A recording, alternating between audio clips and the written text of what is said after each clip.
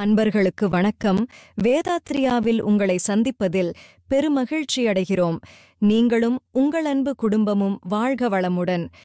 வேதாத்ரியா subscribe செய்து வழங்கும் வேதாத்ரிய உண்மை தத்துவங்களையும் வேதாத்ரிய சிந்தனை கருத்துக்களையும் அறிந்து கொள்ளுங்கள். உங்கள் யோக பயணத்தில் உன்னத நிலையை பெறுங்கள். மெய்ப்பொருள் உண்மை ரகசியங்களை அறிந்து உணர்ந்து உங்கள் வாழ்வை வளமாக்கிக் கொள்ளுங்கள். நன்றி. வாழ்க வளமுடன். அன்பர்களே, இனி இன்றைய சிந்தனை கருத்தை நம் வேதாத்ரியாவில் காணலாம். வணக்கம் அன்பர்களே. வேதாத்ரியா வழியாக உங்களை சந்திப்பதில் பெருமகிழ்ச்சி அடைகிறேன். நீங்களும் உங்கள் அன்பு குடும்பமும் வாழ்க வளமுடன். இன்று ஒரு சிந்தனை கருத்தை காணலாம். உடற்பயிற்சி என்ற ஒன்றை செய்ய முடியாதவர்களுக்கு இந்த எளியமுறை உடற்பயிற்சி எப்படி உதவுகிறது என்று பார்க்கலாம். வாழ்கின்ற நமக்கு இந்த உடல் உறுப்புகளும் இயற்கையாக இயங்கினாலும் கூட நாமும் ஒரு குறிப்பிட்ட விதத்தில் அதை இயக்கி பழக்கிக் கொள்ள வேண்டியதாக இருக்கிறது.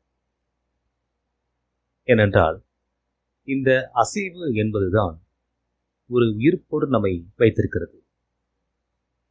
இந்த பிரபஞ்சத்தில் எல்லாமே, எல்லா பொருட்களுமே, எல்லா அணுக்களுமே இயங்கிக் கொண்டுதான் இருக்கிறது.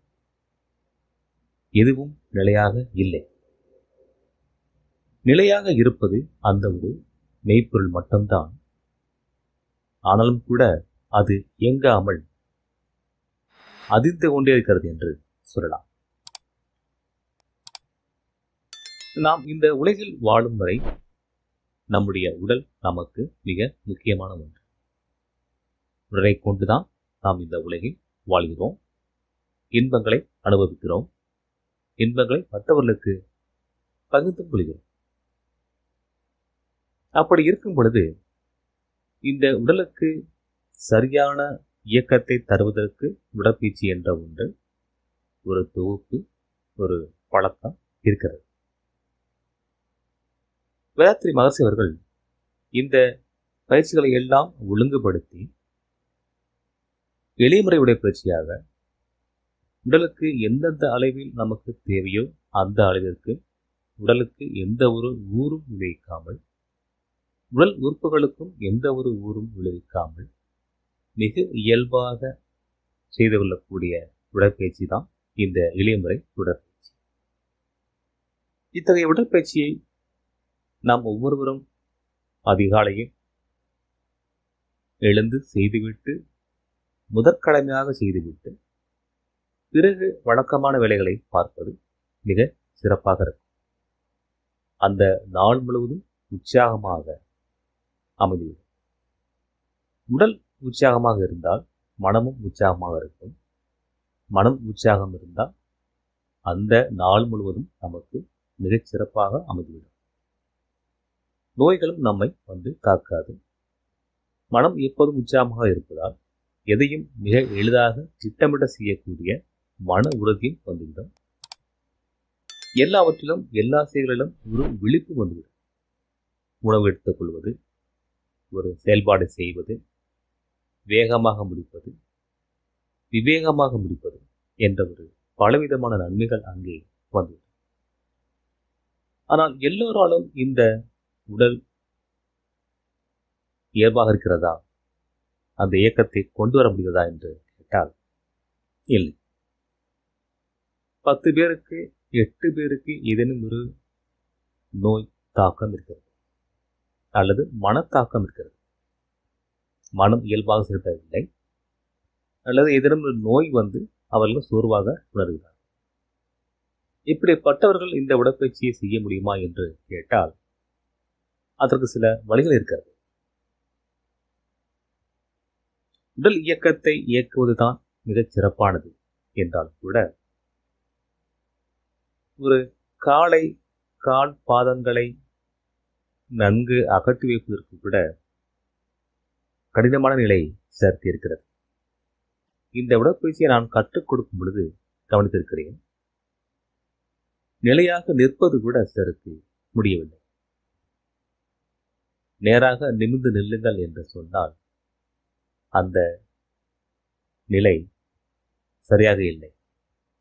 ஒரு பக்கம் சாய்ந்து அல்லது ஒரு தோள்பட்டை இறங்கி, ஒரு கை இறங்கி, ஒரு கால் மடங்கி, ஒரு விரைப்பான நேரான நிலை கிடைக்கவில்லை அவர்களுக்கு. அது குறித்து அவர்களுக்கு தெரியக்கூட இல்லை. அப்படி ஒரு இயல்பான வாழ்க்கை முறைக்கு அவர்கள் வந்துவிட்டார்கள். அதாவது குறைகளை மறந்துவிட்டு அந்த குறைகளை கண்டுகொள்ளாத அளவிற்கு அவர்கள் பழகிவிட்டார்கள். அப்படி இருக்கும் சூழ்நிலையில் இந்த உடற்பயிற்சி எப்படி அவர்களுக்கு செய்ய முடியுமா என்று கேட்டால், முதலில் அவர்கள் எல்லா பயிற்சிகளையும் நன்கு கற்றுக்கொள்ள வேண்டும். சந்தேகமில்லாமல் கற்றுத்தர வேண்டும். எந்தெந்த பயிற்சி எப்படி செய்ய வேண்டும் என்ற ஒரு விளக்கத்தை அவர்கள் பெற்றுக்கொண்டு ஒரு ஆசிரியரின் முன்பாக செய்து காட்டி பழகிக்கொள்ள வேண்டும். திருத்தங்களோடு பழகிக்கொள்ள வேண்டும். அதோடு எந்த அளவிற்கு அவர்கள் உடம்பு வளைகிறதோ, கைகளை சுற்ற முடிகிறதோ, கால்களை மடக்க முடிகிறதோ, நிமிர்ந்து உட்காட முடிகிறதோ என்பதையெல்லாம் செய்து பழகி காட்டிக்கொள்ள வேண்டும். அந்த திருத்தங்களுக்கு பிறகு அவர்களால் முடிந்த அளவிற்கு அதை தொடர்ந்து செய்து வர வேண்டும். அப்படி செய்து வரும்போது அந்த உடல் அந்த மாற்றத்திலிருந்து இயல்பாக விடுதலை பெறும். ஒரு கை விரலை நீட்டி மடக்குவது என்பது கூட சிலருக்கு வராது. அந்த கை விரல்களை அடிக்கடி நீட்டி பழகி கொண்டால் ஒரு பழக்கத்திற்கு வரும். அதற்கு பிறகு விளக்கமாக சரியாக இருக்கும்.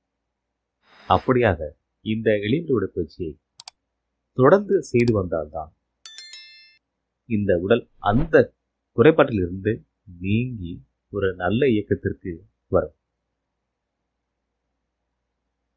இப்போது ஒரு சிலர் கைகால் இழுத்து கொண்டு இந்த பக்கவாதம் என்ற ஒரு நிலையில் கூட இருப்பார்கள். அவர்கள் இந்த பயிற்சியை செய்ய முடியுமா என்ற ஒரு கேள்வி வரும். அவர்களும் சில பயிற்சிகளை செய்யலாம். எப்படி என்றால், அவருக்கு என்ன செய்ய முடிகிறதோ கைகால் அசைவு முடிந்தவருக்கு செய்யலாம். ஒரு கால் ஒரு கை என்று கூட அவர்கள் இயக்கிக் கொள்ளலாம். அதுபோக எந்த அளவிற்கு அந்த இயக்கம் கைகளை உயர்த்த முடியுமோ, கால்களை மடக்க முடியுமோ அந்த அளவிற்கு மட்டும் செய்து கொண்டு பழகிக் கொள்ளலாம். ஆனால் இதில் அவர்களுக்கு எந்த ஒரு வலியும் நேரக்கூடாது. வலி இல்லாத இயல்பாக இருக்கக்கூடிய நிலையில் அவர்கள் இதை செய்யலாம். கடினமாக இருக்கிறது என்றால் அந்த பயிற்சி செய்ய வேண்டியது. இதனும் மேலாக இந்த உடற்பயிற்சிகளில் ரிலாக்ஸேஷன் என்று சொல்லக்கூடிய ஓய்வு நிலையை கூட அவர்களுக்கு கொடுத்து இந்த உடற்பயிற்சியில் என்ன பலன் கிடைக்குமோ அதை அவர்களுக்கு தரலாம். ஒருவேளை அவர்கள் இதை செய்ய முடியவில்லை என்றால் அவர்களுக்காக நாம் அந்த கட்டளைகளை சொல்லி அவர்களை கவனிக்க வைக்கலாம். அவர்களை கண்மூடி உடல் முழுவதும் கவனிக்க சொல்லும் பொழுது நாம் அந்த வார்த்தையை சொல்லி அவர்களுக்கு அந்த கவனிப்பை தரலாம். இப்படி செய்தாலும் கூட அந்த படுக்கையில் இருக்கக்கூடிய அந்த அன்பருக்கு உடற்பயிற்சி செய்யக்கூடிய பலன்களை அவர் பெறக்கூடும். ஏனென்றால் மனம் அந்த உறுப்புகளோடு தொடர்பு கொள்ளும் பொழுது அந்த இயக்கத்தை அந்த உறுப்புகளுக்கு தரும். அந்த உறுப்புகளுக்கான சக்தியை அது தரும். இது எப்படி என்றால், மனம் என்பது எப்போதும் நினைக்கக்கூடிய ஒரு பொருளாக வடிவம் இருக்கும். ஒரு காட்சியை கொடுக்கும். அந்த காட்சியோடு உணர்வையும் கொடுக்கும். நீங்கள் கவனிக்கலாம், ஒரு கதை எழுத்தாக படிக்கும் பொழுது அந்த கதையில் இருக்கக்கூடிய கதாபாத்திரங்கள், அந்த நிகழ்ச்சி, அந்த ஊர், அந்த மலை, மேகம், பொருட்கள், மனிதர்கள் எல்லாமே கண்முன் வருவார்கள். ஒரு காட்சியை அந்த மனம் உங்களுக்கு உருவகித்துக் கொடுக்கும். ஒரு கற்பனையான உலகம் உங்களுக்குள்ளாக வந்துவிடும். அப்படியான அந்த ஒரு நிலை இந்த ரிலாக்சேஷன் பயிற்சியில் அவர்களுக்கு கிடைக்கும்.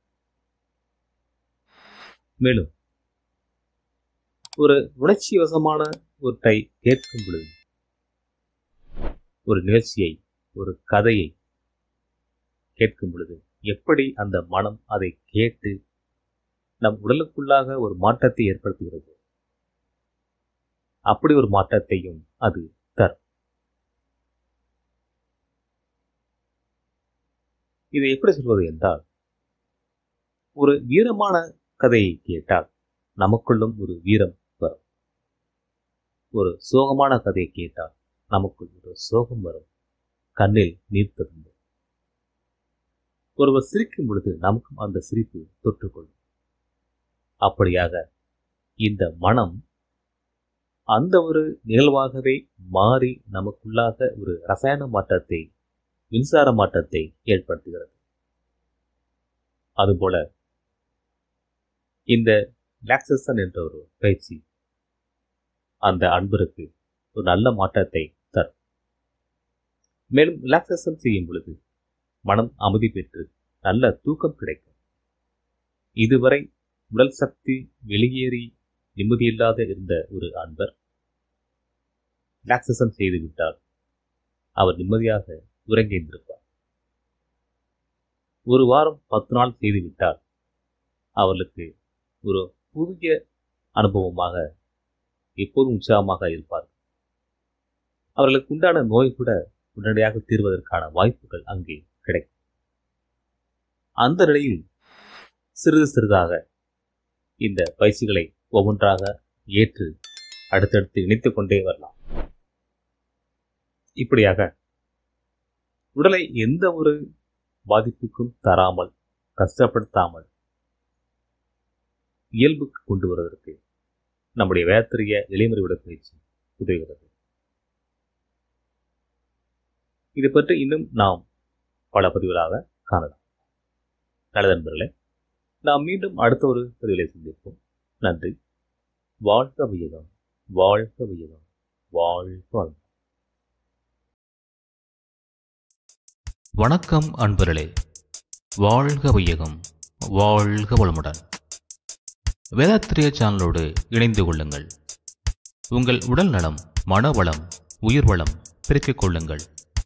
உங்கள் வாழ்க்கையையும் பொருளாதாரத்தையும் உயர்த்திக் கொள்வதற்கான வழிகள் இங்கே சொல்லப்படுகின்றன.